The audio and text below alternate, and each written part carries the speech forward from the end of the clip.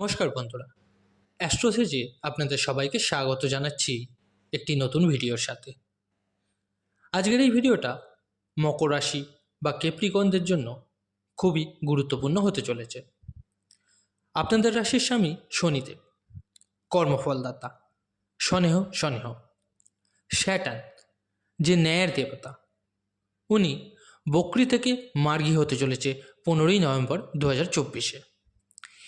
এইবার এই শনিদেব যে মার্গী হবে, আপনার জীবনে কী কী ফলাফল নিয়ে আসবে, আপনার জীবনে বিশেষ প্রভাব ফেলবে মার্গী হবার পর, আজ তা নিয়ে ডিটেলসে আলোচনা করব। শনি আপনার রাশির কোন হাউসে মার্গী হবে, কোথায় ওনার মার্গী দৃষ্টি পড়বে, আপনার জীবনে কী ফলাফল নিয়ে আসবে সে নিয়ে বিস্তারিত বলবো। খালি আপনি মনোযোগ দিয়ে শুনুন, তবে সব কিছু ভালো মতো বুঝতে পারবেন। বন্ধুরা, আজকের এই অনুষ্ঠানটি জন্মরাশি চন্দ্ররাশির ওপর ভিত্তি করে তৈরি।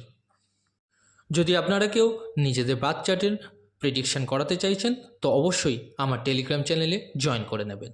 টেলিগ্রাম চ্যানেলের লিঙ্কটা ভিডিও ডেসক্রিপশানে পেয়ে যাবেন। আর অবশ্যই ভিডিওর শেষে বলবো কিছু প্রতিকার বা রেমেডি যা ফলো করলে আপনি অনেকটা ভালো থাকতে পারবেন। মকর রাশি আপনার, তো মকর রাশির স্বামী হয় শনিদেব। মার্গী শনির দৃষ্টি আপনার 4th, 8th, 11th হাউসে পড়বে 15ই নভেম্বরের পর। আর আপনার 2nd হাউসে শনি হয়ে যাবে মার্গী। মার্গীর অর্থ কী হয় প্রথম তা একটু বলে নিই। মার্গীর মানে হলো গ্রহ নিজের সঠিক গতি অনুযায়ী ট্রানজিট করতে পারা, মানে নিজের সঠিক দিশা অনুযায়ী চলা।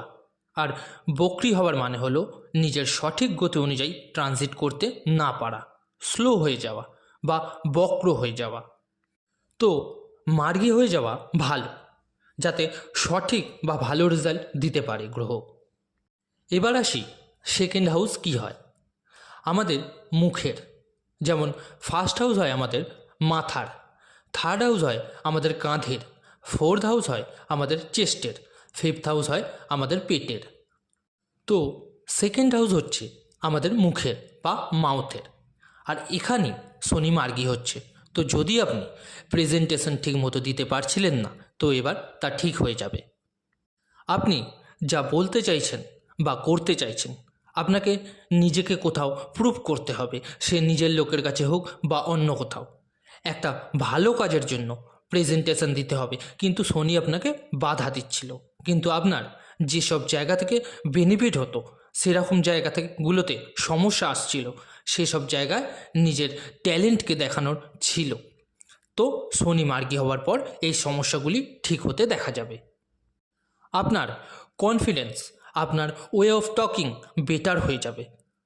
2nd হাউস মুখের সাথে সাথে দাঁতেরও হয়।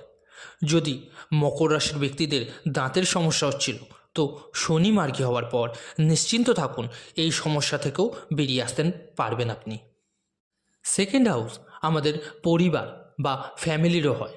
2nd হাউসে শনি মার্গী, তো ফ্যামিলি প্ল্যানিংয়ের জন্য খুব ভালো, কারণ শনির দৃষ্টি 4th হাউসেও পড়বে। তো 4th হাউস সমস্ত সুখ সুবিধার হয়, আর 2nd হাউস আত্মীয় স্বজন পরিবারের হয়। ফ্যামিলির জন্য কিছু করা, ফ্যামিলিকে নিয়ে ঘোরাফেরা, আনন্দ করা, এই সমস্ত জিনিস করতে পারবেন 15ই নভেম্বরের পর। আপনার মধ্যে যে বাণী দোষ লাগছিল, মানে ফ্যামিলির সাথে কিছু না কিছু তর্ক বিতর্ক ঝামেলা, সেগুলোও ঠিক হয়ে যাবে। মকর রাশির যে সমস্ত ব্যক্তিরা নেশা জাতীয় জিনিসের প্রতি অ্যাডিক্টেড হয়ে পড়েছিলেন, শনি মার্গী হয়ে যাওয়ার পর শনি আপনাকে সঠিক রাস্তা, সঠিক দিশা দেখাবে।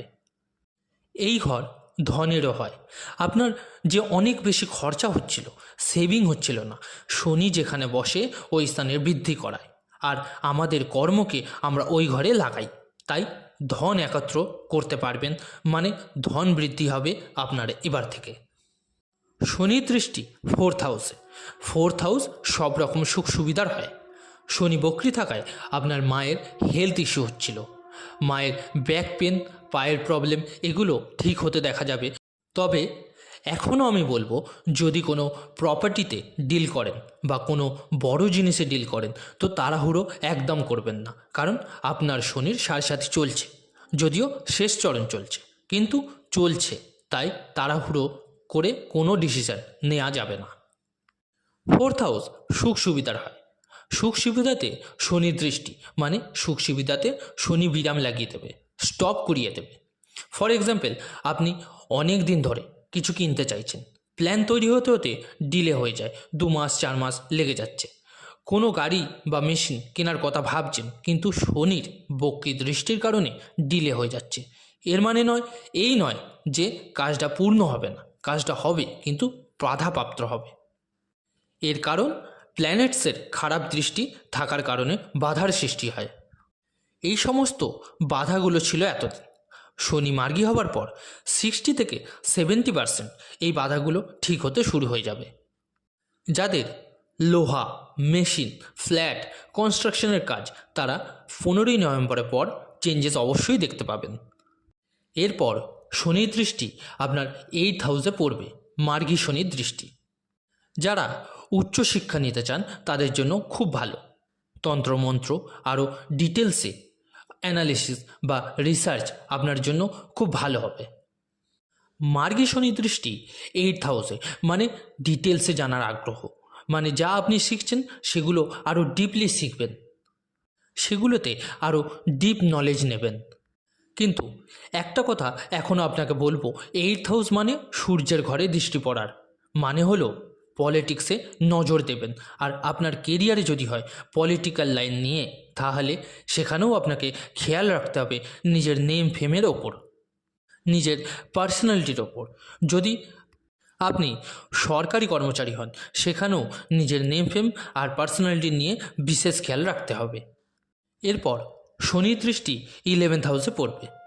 শনি ধনস্থানে নিজে বসে আছে, আর 11th হাউসে দৃষ্টি, মানে আপনি দীর্ঘদিন ধরে নিজের প্রমোশন নিয়ে, গ্রোথ নিয়ে বা কেরিয়ারে গ্রোথ নিয়ে, নিজের পার্সোনালিটি নিয়ে চিন্তিত ছিলেন, স্পেশালি নিজের ফাইন্যান্সিয়াল গ্রোথ নিয়ে। তো এবার চেঞ্জেস আছে, কিন্তু 100% চেঞ্জেস নেই, কারণ শনির 7.5 চলছে, প্লাস শনির দৃষ্টিকে ভালো মানা হয় না। তবুও মার্গী শনি হবে, তাই গ্রোথ হবার সম্ভাবনা আছে। একটা কথা বলতে চাই আপনাদের, 7.5 বছর পর শনির 7.5 শেষ হতে চলেছে, যা খুবই বড় ব্যাপার আর খুশির ব্যাপার। কারো শনি খারাপ, কারো ভালো, আবার কারো শনি অ্যাভারেজ। তবুও আপনার জীবনে বড় পরিবর্তন আসবে মার্চ 2025-এর পর। এটা আমি আপনাদের এখন থেকেই বলে দিচ্ছি। এটার জন্য অনেক স্পেশাল ভিডিও নিয়ে আসতে চলেছি, অবশ্যই দেখবেন আপনারা। আর এর সঙ্গে অবশ্যই মকর রাশির 2025-এর বার্ষিক রাশিফল, পুরো বছরটা কেমন যাবে, এটা নিয়েও খুব তাড়াতাড়ি ভিডিও নিয়ে আসব। তো আসুন এবার জেনে নেওয়া যাক কী প্রতিকার বা উপায় করবেন আপনারা। হনুমান চল্লিশার পাঠ অবশ্যই প্রতিদিন করুন, সূর্যকে জল নিবেদন করুন, শনির বীজমন্ত্র পাঠ করুন। আপনাদের ভিডিওটা কেমন লাগলো অবশ্যই জানাতে ভুলবেন না কমেন্ট করে, এবং ভালো লাগলে লাইক ও শেয়ার করতে ভুলবেন না। এবং যে সকল বন্ধুরা নতুন শুনছেন অবশ্যই চ্যানেলটিকে সাবস্ক্রাইব করে রাখবেন। ধন্যবাদ।